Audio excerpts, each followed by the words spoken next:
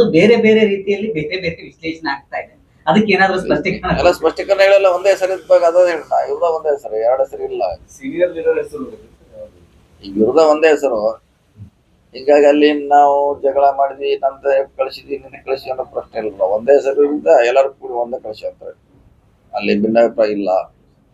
ಈ ಜಿಲ್ಲಾಧ್ಯಕ್ಷ ವಿಚಾರದಲ್ಲಿ ಯಾವುದೇ ಭಿನ್ನಾಭಿಪ್ರಾಯ ಇರದೇ ಇದ್ರು ಕೂಡ ನಿಮ್ ನಡುವೆ ಹೆಬ್ಬಾಳ್ಕರ್ ಅವ್ರ ನಡುವೆ ಭಿನ್ನಾಭಿಪ್ರಾಯ ಇದೆ ಅನ್ನುವಂಥದ್ದನ್ನ ಬಿಡಿಸುವಂತ ಕೆಲಸ ಆಗ್ತದೆ. ಅದಂಗಾರ ಅವರು ಒಂದ್ ಹೆಸರು ಕೊಡ್ತೀರಿ ಮಾತ್ರ ಹೇಳಿದ್ರ ಅದೇ ಒಂದೇ ಹೆಸರು ಕಳಿಸಿದ ಮೇಲೂ ಆ ರೀತಿ ಚರ್ಚೆಗಳನ್ನ ಹುಟ್ಟಾಕುವಂತದ್ದು ಎಷ್ಟು ಮಟ್ಟಿಗೆ ಯಾರ್ಯಾರ ಗೊತ್ತಿಲ್ಲ ನಮ್ಗೆ. ನಾವು ಕಳಿಸಿದ್ ಒಂದೇ ಅಲ್ಲ. ಹಿಂಗಾಗಿ ಅವರು ಮಾಡ್ಬೇಕಾದ್ರೆ ಅವ್ರು ಒಂದ್ ಹೆಸರು ಕೊಡ್ತಿರ, ಅವ್ರ ಕೊಟ್ಟಿಲ್ಲ. ಅವ್ರ ನಾವ್ ಯಾವ್ದು ಎಲ್ಲಾರು ಕೂಡ ಕಳಿಸಿದ್ವಿ, ಒಂದಕ್ಕೆ ಸಹಮತ ಎಲ್ಲಾರ್ದು ಇದಾರೆ.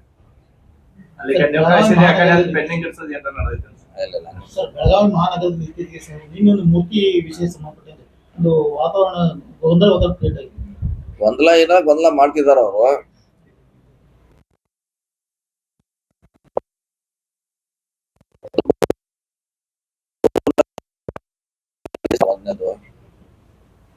ಮುಂದದು ನಾವು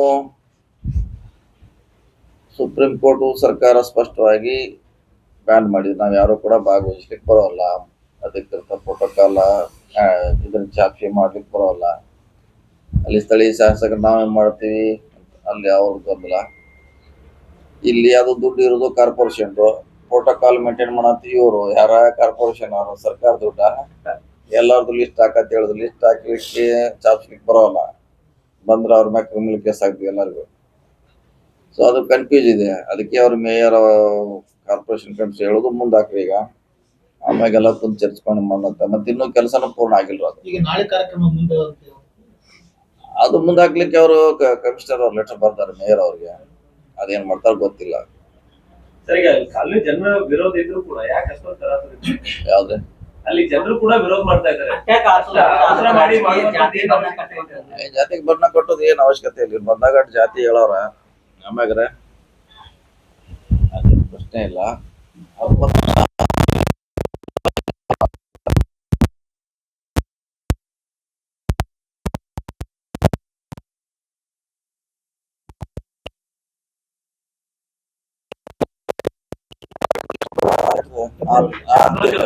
ಆರ್ ತಿಂಗಳೊಳಗೆ ಮಾಡಲ್ಲ. ಏನ್ ಅವ್ರ ಇದ್ದಾಗ ಮಾಡೋಣ.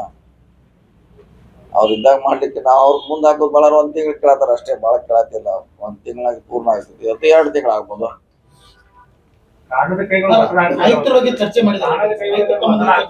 ಚರ್ಚೆ ಮಾಡಿದ್ರೆ ಅದೇ ಕನ್ಫ್ಯೂಷನ್. ಅದು ಸರ್ಕಾರ ದುಡ್ಡು ಹಾಕೋದಾರ, ಎಲ್ಲಾರು ಚಾಪಿಸ್ಬೇಕು, ಎಲ್ಲಾರು ಬರ್ಬೇಕು. ಅದು ಚಾಪಿಸ್ಲಿಕ್ಕೆ ಬರೋಲ್ಲ. ಸುಪ್ರೀಂ ಕೋರ್ಟ್ ಆದೇಶ ಬರ್ಕಾರ ಅದು ಚಾಪಿಸ್ಲಿಕ್ಕೆ ಬರೋಲ್ಲ.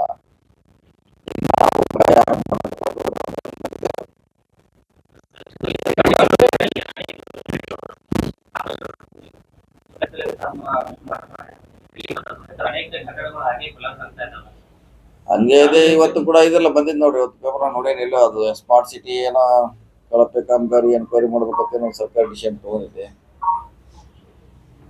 ಕಳಪೆ ಕಾಮಗಾರಿ ಬಗ್ಗೆ ನಿಜ, ಅದ್ರಲ್ಲಿ ಪ್ರಶ್ನೆ ಇಲ್ಲ. ಅಲ್ಲೆಲ್ಲ ಅದು ತಮ್ಗೆ ಹೆಂಗ್ ಬೇಕಂಗ್ ಮಾಡಿದಾರೆ. ಸೊ ಅಂತಿಮವಾಗಿ ಸರ್ಕಾರ ಅದಕ್ಕೆ ಗಮನ ಹರಿಸ್ಬೇಕು. ವಿಶೇಷವಾಗಿ ಯುಡಿ ಡಿಪಾರ್ಟ್ಮೆಂಟ್ ಅವ್ರ ಅದಕ್ಕೆ ಗಮನ ಹರಿಸ್ಬೇಕು. ಎಲ್ಲಿ ಹೋಗ್ಲಿಕ್ಕೆ ನಮಗೂ ಎಲ್ಲಿಕ್ಕೆ ಒತ್ತಡ ಕೆಲಸ ಎಲ್ಲ ಕಡೆ ಓಡಾಡ್ಬೇಕಲ್ಲ, ಏನ್ ಮಾಡೋದು.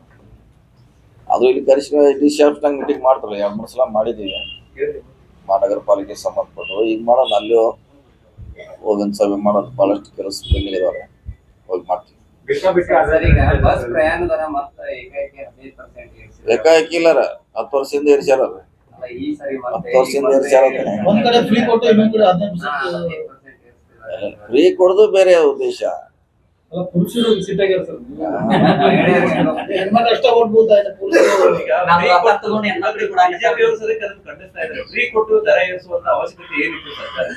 ನೋಡಿ, ನಾವು ಮಹಿಳೆಯರಿಗೆ ಕೊಟ್ಟಿದೀವಿ. ಮಹಿಳೆಯರಿಗೆ ಅದು ಫ್ರೀ. ಜೆಂಟ್ಸ್ಗಂತ ಪ್ರಶ್ನೆ ಇಲ್ಲ. ಅದು 15% ಏರಿಸಲಿಕ್ಕೆ ಶಿಫಾರಸ್ ಮಾಡಿದಾರೆ.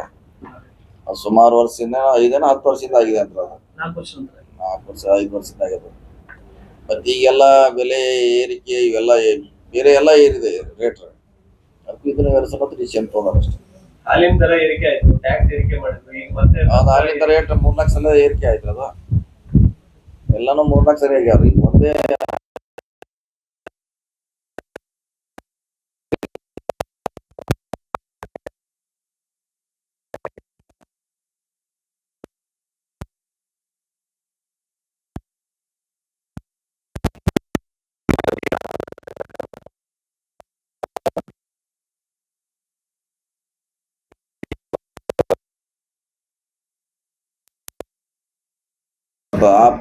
ಇವಿಗೆ ಏನು ಸಂಬಂಧ ಅಂದ್ರೆ ಹೇಳಲ್ಲ.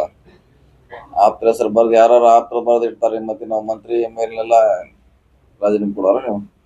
ಈಗ ಅವ್ರ ಡೆತ್ ನೋಟ್ ಅನ್ನ ಸಿಎಂ ಅವ್ರಿಗೆ DCM ಅವರಿಗೆ ಚಲವಾದಿ ನಾರಾಯಣ ಸ್ವಾಮಿ ಅವರು ಕೊರಿಯರ್ ಮಾಡಿದ್ದಾರೆ ಸರ್. ಸೊ ಅದರಲ್ಲಿ ಉಲ್ಲೇಖ ಇದೆ ಅಂತ ಹೇಳಿ ನಮ್ಗೆ ಗೊತ್ತು, ನಮ್ಮ ಪೇಪರ್ನ ನೋಡಿದ ಪ್ರಕಾರ ಅವ್ರು ಯಾರು ಆಪ್ತ ಅವ್ರ ಹೆಸರು ಇದೆ ಅಷ್ಟೇ ಪ್ರಕಾರ.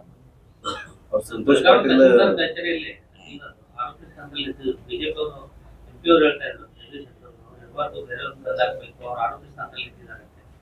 ಅವ್ರನ್ನ ಯಾಕೆ ಮುಂದೂಡ್ತಾರೆ? ಆರೋಪಿ ಸ್ಥಾನದಾಗ ಇನ್ನೂ ಕ್ಲೀನ್ ಚಿಟ್ ಆಗಿಲ್ಲ, ಆಗ್ಲೇ ಏನಂತಂದ್ರೆ ಅದೇ ಸ್ಥಾನದಲ್ಲಿ ಮುಂದುವರೆದಿದ್ದಾರೆ. ಈಗ 2 ತಿಂಗಳ ರಜೆ ಹೋಗಿದ್ರು, ಈಗಷ್ಟೇ ಹೌದಾ ರಜೆ ಹೋಗಿದ್ರೆ ಅವ್ರೇನ ಸರ್ಕಾರ ಏನ್ ಬದಲಾವಣೆ ಮಾಡಿಲ್ಲ, ಯಾರೇನ್ ಬದಲಾವಣೆ ಅವ್ರ ರಜೆ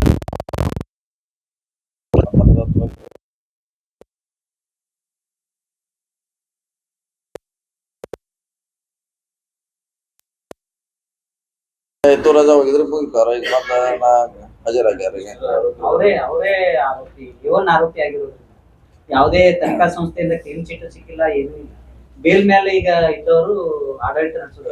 ಅದ್ರ ಬಗ್ಗೆ ನಾವು ಚರ್ಚೆ ಮಾಡಿ, ಯಾಕಂದ್ರೆ ನಾವು ಅವ್ರನ್ನು ಸರ್ಕಾರ ಏನ್ ಬದಲಾವಣೆ ಮಾಡಿಲ್ಲ.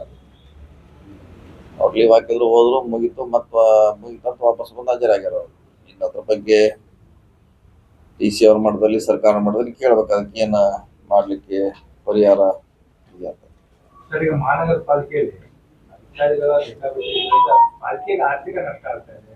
ಮತ್ತೆ ಈಗ ಆಡಳಿತದಲ್ಲಿರ್ತಕ್ಕಂಥ ಕೂಡ ಆರ್ಥಿಕ ನಷ್ಟ ಭರಿಸುವಂತ ದಿಶೆಯಲ್ಲಿ ಯಾವುದೇ ರೀತಿ ಆ ರೀತಿ ತೀರ್ಮಾನ ಕೂಡ ತೆಗೆದುಕೊಳ್ತಾ ಇದ್ದಾರೆ. ಮಾಡಿದ್ರೆ ಈಗ ಆಡಳಿತ ಮಂಡಳಿ ಇದಾರೆ, ಅವ್ರು ಕುಂತು ಎಲ್ಲ ಚರ್ಚೆ ಮಾಡಿ ಏನ ಸುಧಾರಣೆ ಮಾಡ್ಲಿಕ್ಕೆ, ಸೋರಿಕೆ ಎಲ್ಲಿ ಆಗ್ತದ, ಹೊಸ ಟ್ಯಾಕ್ಸ್ ಏನ್ ಮಾಡ್ಬೇಕು, ಟ್ಯಾಕ್ಸ್ ವಸೂಲಿಯಲ್ಲಿ ಭಾರಿ ಪ್ರಮಾಣದಲ್ಲಿ ಅದನ್ನ ಮಾಡ್ಬೇಕ್ರಿ. ಹಿಂದೆ ನಾವು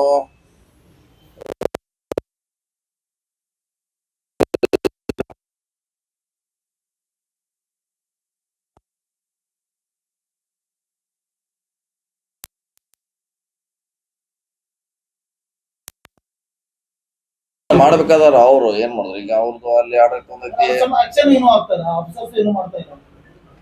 ಆಕ್ಷನ್ ಮಾಡ್ಲಿಕ್ಕೆ ನಮ್ಮಲ್ಲಿ ಸುಲಭ ಮಾಡಲ್ಲ, ಏನ್ ಮಾಡೋರು ನೀವು? ಅದನ್ನ ಔಷಧ ಕೊಡೋದು ಸರ್. ಏನ್ ಮಾಡೋದು, ಸುಲಭ ಆಗ್ತಿದೆ ಅನ್ನೋದ್ಲಿ ಅವರು ಬೇಕಾಬಿಟ್ಟಿ ಮಾಡ್ತಾರ.